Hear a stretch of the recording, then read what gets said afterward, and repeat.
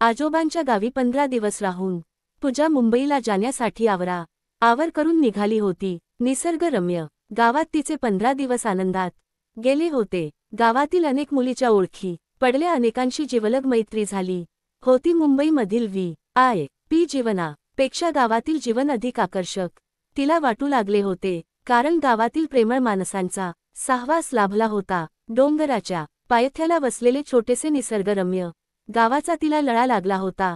गाव सोडून जाताना तिचे मन भरून आले होते। सर्व मैत्रिणी निरोप द्यायला 1 तासापासून बसून होत्या, मात्र पूजाची नजर अमोलची वाट पाहत होती। मला भेटायला अमोल का आला नसेल असे तिला राहून वाटत होते। बराच वेळ झाला तरी अमोल दिसला नाही, म्हणून पूजा आईसह मुंबईला जाण्यासाठी निघाली। टेकडीवर गाव असल्याने ST बस गावापासून काही अंतरावर थांबा घेत असल्याने पूजा आईसह पायी चालत निघाली होती। पूजा आज मुंबईला जाणार आहे म्हणून अमोलने पूजाला द्यायला शेतातून चिंचा घेऊन आला होता, मात्र पूजा थोड्या वेळापूर्वीच गेली असल्याचे कळाल्याने तो बस थांब्याकडे धावत सुटला। काही अंतरावर गेल्यावर त्याला पूजा जाताना दिसताच त्याने पूजा जोरात आवाज दिला। पूजाने वळून पाहिले, अमोल धावत येत होता। पूजा जागेवरच थांबली। धापा देत अमोल पूजा जवळ पोचला व म्हणाला, तुझ्यासाठी मी चिंचा आणायला गेलतो, हे घे, म्हणून एक फाटकी पिशवी पूजाच्या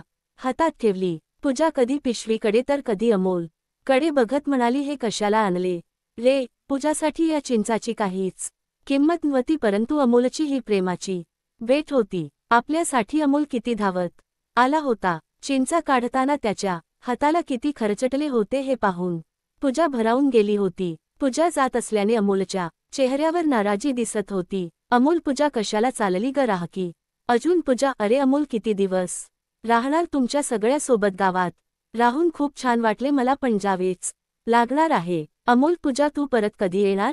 पूजा, पुढच्या वर्षी येईन। अमोल, अग लवकर ये की, तू गेल्यावर आम्हाला करमणार नाही बघ, लवकर ये, तुझ्यासाठी मक्याचे कणसे पेरतो। अमोलचा निरागस चेहरा बोलत होता। पूजा ऐकत होती। अमोल किती साध्या मनाचा आहे असे तिला वाटत होते। अमोलचे मन ठेवण्यासाठी पूजा म्हणाली, ठीक आहे, मी लवकरच गावी येईन। हे ऐकून अमोलच्या चेहऱ्यावर आनंद दिसत होता। ST बस आली होती।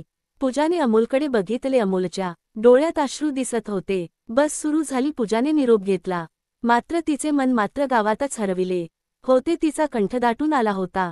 बस लांब जाईपर्यंत ती गावाकडेच बघत होती। मराठवाड्यातील एका डोंगराच्या पायथ्याला वसलेले छोटेसे सांगवी गाव, उंच डोंगर, हिरवीगार झाडे, मनाला भुरळ घालणारे पाण्याचे वाहणारे धबधबे। अमोल अशा निसर्गरम्य गावच्या गंगाराम आणि आशाबाई या शेतकऱ्याचा मुलगा, त्याला गावातील सगळेजण अमोल म्हणूनच हाक मारत असे। अमोलने खूप शिकावे अशी गंगारामची इच्छा होती, पण अमोलला शिक्षणात मुळीच रस नव्हता। 10वी पर्यंत शाळा शिकून वडिलांना शेतातील कामाला मदत करू लागला होता। शेतीला जोडधंदा म्हणून गंगारामने शेळीपालन सुरू केले होते। अमोल मोठ्या आनंदाने शेतीचे व शेळ्या चारण्याचे काम करत होता। सुंदर अशा डोंगरावर बसून शेळ्या चारणे, बासरी वाजविणे त्याला छंद लागला होता। निसर्गाच्या सौंदर्यात तो दिवसभर हरवून जात असे। पूजाची सॉफ्टवेअर इंजिनिअरची परीक्षा संपल्याने ती आजोबांच्या गावाकडे आईसह आली होती।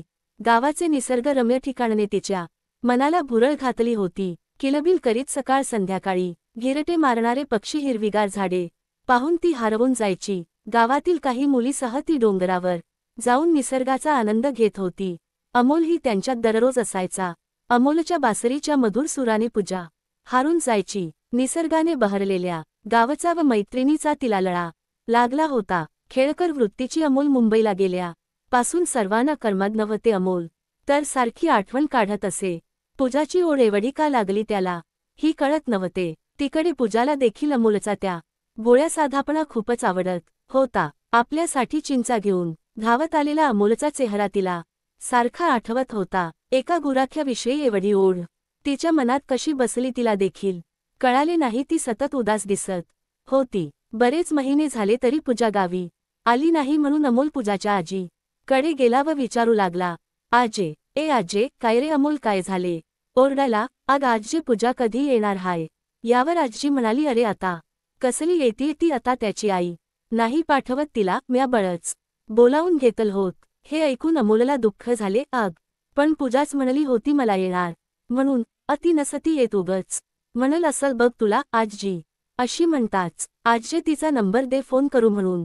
अमोलने पूजाचा मोबाईल नंबर घेतला व पूजाला फोन केला. हॅलो पूजा, मी अमोल बोलतोय. अमोलचा फोन आल्यावर पूजाला आनंद झाला. गावातील सुंदर निसर्ग डोळ्यासमोर दिसू लागले. पूजा, बोल अमोल, कसा आहेस? अमोल, अग मी बरा हाय, पण तू का आली नाही गावाकडे ते म्हणाली होतीस की अग, मी तुझी किती वाट बघतो रोज. पूजा, अरे माझे येणे नाही होणार. अमोल, अग तोच म्हणली होती की येते म्हणून. अग ये की ग लवकर, करमत नाही बघ तू गेल्यापासून. हे ऐकताच पूजाच्या डोळ्यात अश्रू वाहू लागले. तिला सुद्धा अमोलची आठवण येत होती. किती निरागस चेहरा, मनातील भाव व्यक्त सुद्धा करता येत नाही.